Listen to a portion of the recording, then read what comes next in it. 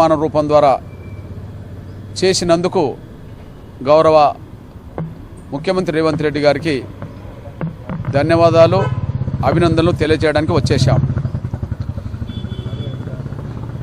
సోదరులు రేవంత్ రెడ్డి గారు ఎంఆర్పిఎస్ ఉద్యమం ప్రారంభమైన ఒక దశాబ్దం తర్వాత దాదాపు ఒక 2 దశాబ్దాల నుంచి తను రాజకీయాల్లోకి రాకముందు జెడ్పీటీసీ కాకముందు నుంచే ఎంఆర్పిఎస్కు అందుబాటులో అండగా ఉన్న సోదరులు. ఎన్నో సందర్భాల్లోనూ వర్గీకరణ ఉద్యమంలో భాగస్వామైన వ్యక్తి. ఉద్యమాలకు వివిధ సందర్భాల్లో జరిగే ప్రతి కార్యక్రమానికి చేయూతనిచ్చిన వ్యక్తి కూడా రేవంత్ రెడ్డి గారు. అందుకనే సుప్రీంకోర్టు తీర్పు అనంతరం దేశంలో అందరికంటే ముందు శాసనసభలో వర్గీకరణకు అనుకూలంగా ముందుకు తీసుకెళ్తామని చెప్పి శాసనసభలో ప్రకటించడమే కాకుండా ఈరోజు షమీమ్ అఖ్తర్ గారి నివేదికను ఆలస్యం చేయకుండా ఆమోదం తెలిపే విధంగా నిర్ణయాలు తీసుకోవడం జరిగింది. అందుకు మేము ధన్యవాదాలు చెప్తూనే, అయితే శాసనసభలో తీర్మానం జరిగిన దాని ప్రకారం వర్గీకరణను స్వాగతిస్తున్నాం. అందుకు అనుగుణంగా ముఖ్యమంత్రిగా నిర్ణయాలు తీసుకున్నందుకు ఆయనకు ధన్యవాదాలు చెప్తున్నాం. కానీ కొన్ని లోపాలు రిజర్వేషన్ పర్సెంటేజ్ విషయంలో కానీ లేదా 1 గ్రూపు 2, 3 గ్రూపులకు సంబంధించిన విషయంలో ఒక్కొక్క కులం ఎందులో రావాలనే విషయంలో విద్య, ఉద్యోగ, సంక్షేమ, రాజకీయ రంగాల్లో అత్యంత వెనుకబడ్డ కులాలను ఎందులో చేర్చాలి, మధ్యస్థ కులాలను ఎందులో చేర్చాలి, బాగా డెవలప్ అయిన కులాలను ఎందులో చేర్చాలనే విషయంలో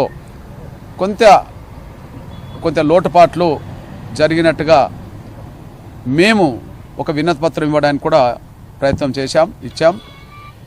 దాన్ని సరిచేసుకోవడం ద్వారా పర్సెంటేజ్ విషయంలోనూ ఏ గ్రూప్లో ఎవరిని కలపాలనే విషయంలోనూ కొన్ని విజ్ఞప్తులు మేము చేయడం జరిగింది.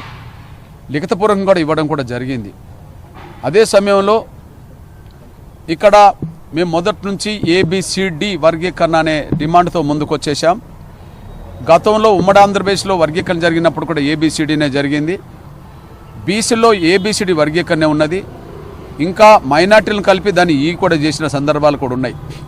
అట్లనే గ్రూపులకు 1, 2, 3 అనేది కాకుండా ఖచ్చితంగా ABCD అనే దాని మీద 4 గ్రూపులు చేయాలని చెప్పి మేము కోరడం జరిగింది. దానికి ఒక విజ్ఞప్తి చేశాం.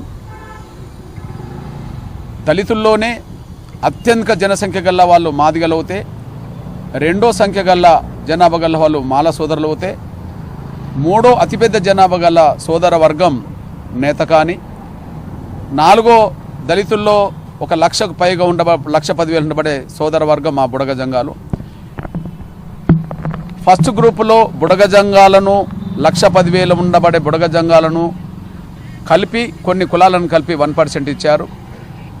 కానీ మూడో అతిపెద్ద జనాభా గల నా నేతకాని సామాజిక వర్గాన్ని 3వ గ్రూపులోనే పెట్టారు.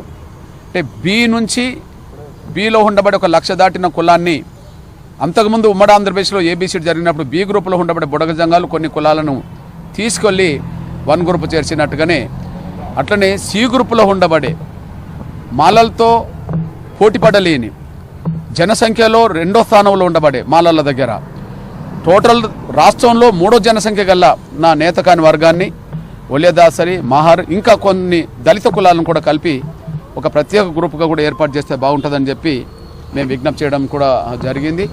అది న్యాయబద్ధమైన విజ్ఞప్తిగా పరిశీలించాలని చెప్పి మేము కోరడం జరిగింది. న్యాయబద్ధంగానే ఆయన సమస్య పరిష్కరిస్తాడని చెప్పి మేము ఆశిస్తున్నాం.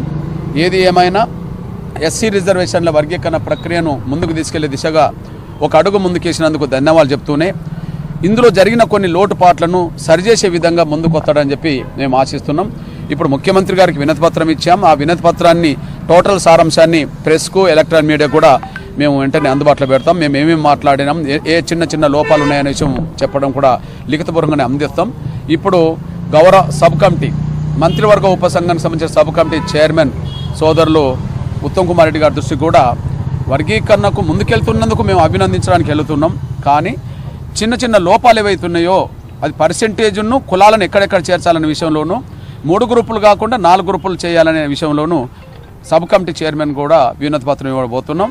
తప్పకుండా మా విజ్ఞప్తులను, న్యాయబద్ధమైన ఈ విజ్ఞప్తులను పరిశీలించి తగు న్యాయం చేస్తారని ఆశిస్తున్నాం. ఇక్కడ ముందుకు సాగుతున్న చిన్న చిన్న లోపాలను సరిచేయాలనే ప్రయత్నం చేస్తూనే చేవెళ్ళ డిక్లరేషన్లో టోటల్గా ఉమ్మడి ఎస్సీ రిజర్వేషన్లను చేవెళ్ళ డిక్లరేషన్లో కాంగ్రెస్ పార్టీ ఎన్నికల మేనిఫెస్టో రిలీజ్ చేస్తున్న సమయంలో ఎస్సీ ఎస్టీలకు సంబంధించిన సభలో చేవెళ్ళ డిక్లరేషన్లో 15% నుంచి ఎస్సీలకు 18% చేస్తామనే హామీ ఏదైతే ఉన్నదో దాన్ని కూడా వర్గీకరణ ప్రక్రియను చేస్తూనే ఏదైతే ఇంకా అదనంగా 3% రిజర్వేషన్లు పెంచుతామనే హామీ ఉన్నదో దాన్ని కూడా వెంటనే అమలు చేసే విధంగా నిర్ణయాలు తీసుకోవాలని కూడా కోరడం జరిగింది.